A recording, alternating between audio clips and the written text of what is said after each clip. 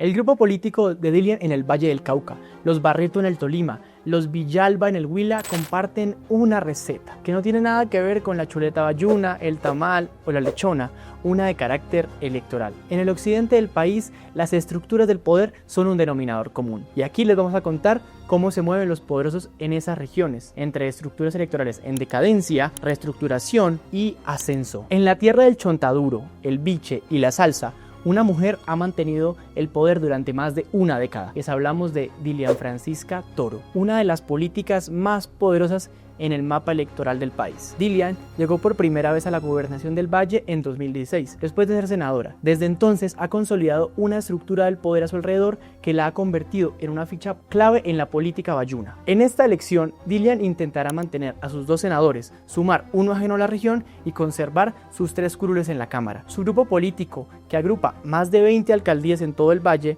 y mayorías en la Asamblea, actúa a través de 3 frentes. El primero lo encabeza una de sus mujeres de confianza, la senadora Norma Hurtado, quien buscará su reelección y la de su fórmula a la Cámara, Víctor Salcedo. Y en el corazón del grupo político de Dilian, llamado Nueva Generación, está la exgobernadora Clara Luz Roldán, que sucedió a Dilian en 2019 y que, pese a las tensiones que mantiene con Norma Hurtado, también cuenta con ficha propia en el Senado. Se trata del senador Juan Carlos Garcés, con quien buscará tener una Cámara representada por el exalcalde de Jamundí, John Freddy Pimentel, quien aspiró en 2022 pero se quemó. En sus redes también está Audrey Toro, prima de la gobernadora Toro, además del diputado Felipe López, quien suena como el heredero de Dilian para reemplazarla en 2027. También existe una tercera vertiente encabezada por el esposo de Toro, Julio Caicedo, y su hermano Jorge, el notario tercero de Cali, que cuenta con independencia al tomar sus decisiones, especialmente en el municipio de Palmira. Allí esperan llevar a la Cámara a Luis Alfonso Chávez,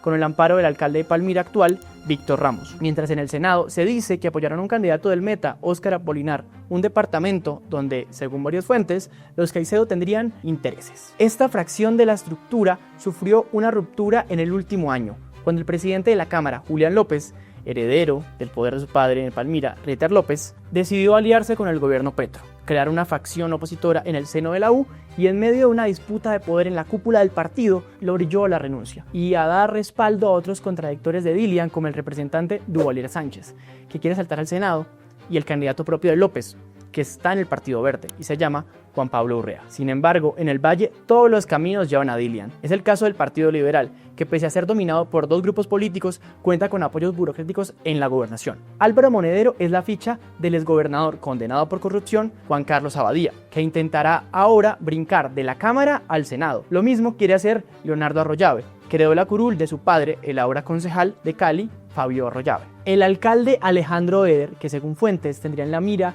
la carrera por la Casa de Nariño en 2030, también tiene candidatos propios en esta elección. Al Senado quiere llevar a Juan Fernando Reyes Curi, quien fue asesor en su administración y congresista liberal en el pasado, mientras en la Cámara impulsa al exconcejal Juan Pablo Rojas, que fue cercano a su campaña en 2023. Ambos están por el Nuevo Liberalismo, partido al que es cercano Eder. No podemos hablar del Valle del Cauca sin mencionar la izquierda, que se convirtió en uno de los bastiones más fuertes del pacto histórico tras el estallido social que transformó su capital. Allí el partido del presidente tiene 2 cabezas visibles. La primera, Alexander López, quien espera llevar al Senado a Kevin Gómez y a su fórmula a la Cámara, la exconcejal de Cali, Ana Erazo. Cerca de este combo orbita el representante a la Cámara, Alejandro Campo, quien quiere saltar al Senado, pero se distanció de López porque este no confiaba en su votación ni su candidatura. Por otro lado, la facción del petrismo pura sangre la lidera el senador Wilson Arias y su candidato a la Cámara, Alfredo Mondragón,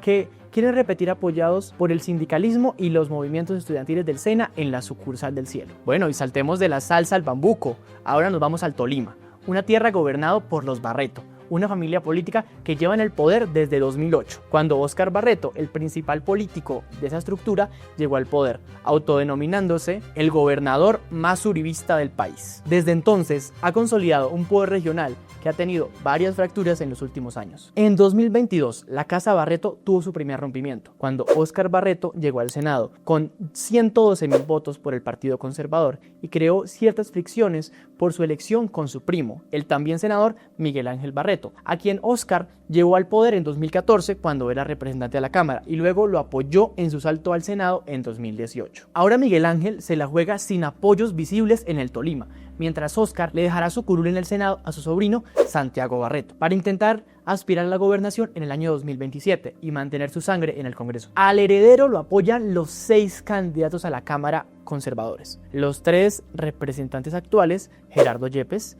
Alejandro Martínez y Delcy Izaza. Y el favorito de la gobernadora, Adriana Magali Matiz, quien fue puesta por los Barreto en el 23 y apoya al exalcalde de San Luis, Guillermo Alvira, con quien esperan obtener su 4ª curul por parte de este grupo político que ha dominado la región y es conocido como el barretismo. A la disputa de los Barreto también entra Juan Carlos Wills, quien pese a haber sido del grupo político de Efraín Cepeda y ser representante de la Cámara por Bogotá, tiene raíces en el Tolima. Allí creció políticamente en el grupo político del fallecido y condenado congresista Luis Humberto Gómez Gallo, quien fue mentor también de Óscar Barreto. El caudal de los Barreto también peligra por disidentes como el inhabilitado alcalde de Ibagué, Andrés Hurtado, quien fue sancionado por apoyar a la hoy alcaldesa de Ibagué, Joana Aranda. Hurtado se distanció de Barreto y ahora apoyará a su hermana Carolina a la Cámara por el partido de la U, una colectividad que le hurtó al excongresista Jaime Armando Yepes, quien fue uno de los abanderados de ese movimiento en el Tolima durante más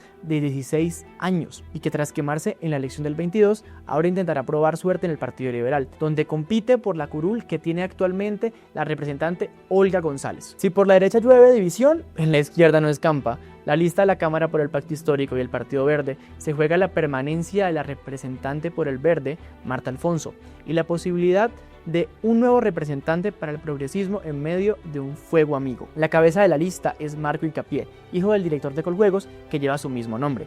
Hincapié es el candidato al gobierno y cuenta con el apoyo de Mauricio Jaramillo, hermano del ministro de Salud Guillermo Alfonso Jaramillo. El ministro Jaramillo y la representante Alfonso han tenido varios roces desde 2024, cuando ella era una de las ponentes de la reforma de la salud del gobierno. Alfonso, quien iba a aspirar al Senado, no pudo hacerlo, pues su pensada fórmula en la Cámara, el exdiputado Renzo García, decidió abandonarla e inscribirse como candidato del Pacto Histórico a la Cámara. Decisión que dejó a Alfonso solamente con el apoyo del senador Ariel Ávila y con el único camino de volver a la Cámara para proteger su curul. Ahora, los 3 lucharán por esa silla en el Congreso o para poder lograr una segunda curul. Y cruzando hacia el sur está la tierra de las Achiras y el Sanjuanero. Aparece el Huila, que comparte con el Tolima sus estructuras políticas, al igual que en su lechona. La única diferencia es si lleva arroz o no. En este caso, solo cambian los partidos. Aquí la receta política se sirve con un fuerte sabor a la familia Villalba. Allí la sangre también marca la elección. La apuesta más ambiciosa del gobernador liberal Rodrigo Villalba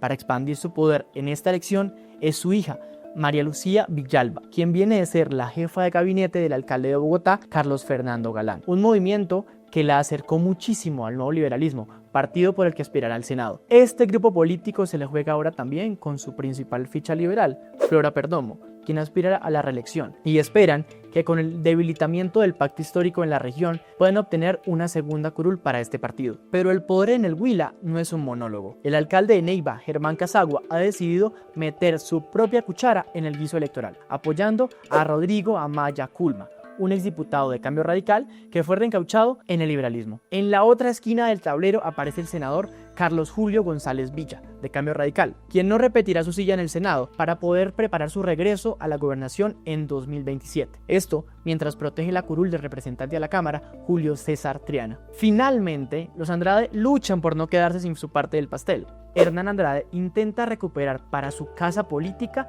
la credencial del Senado que hoy ostenta su hermana Esperanza, aunque por primera vez en su historia el conservadurismo no cuenta con lista propia en el Huila para la Cámara, dejando a su candidato al Senado en una suerte de orfandad electoral que lo obliga a buscar votos en tierras ajenas. El 8 de marzo, el occidente del país medirá las fuerzas de sus estructuras políticas y veremos si las recetas funcionaron o tendrán que cambiar ingredientes. Si quiere conocer más sobre los movimientos de los poderosos en las regiones, puede consultar más capítulos en la sección política del Espectador. Y no olvide seguirnos en nuestras redes sociales.